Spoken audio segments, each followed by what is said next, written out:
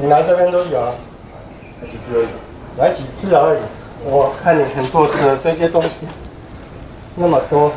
打开门，自己的房子内竟然有一名男子呼呼大睡，屋主看了好傻眼。我这门拢锁起来啊，拢袂当离开，爱甲我弄牌，这本来嘛无迄个，弄到加到沙了。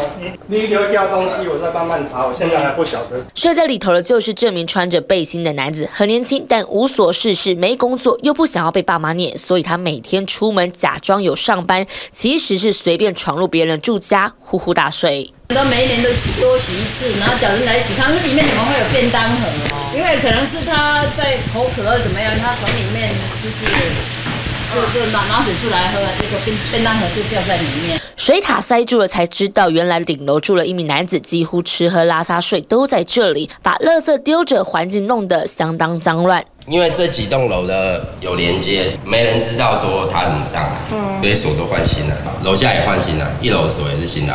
疑似就是老旧公寓顶楼相通，在破坏门锁闯了进去。一听到住家竟然有人随意闯入，整栋大楼住户都吓坏了，连忙赶紧换锁，不让不速之客再有机会偷偷闯入。TVB 的新闻节目李湘怡台北采访报道。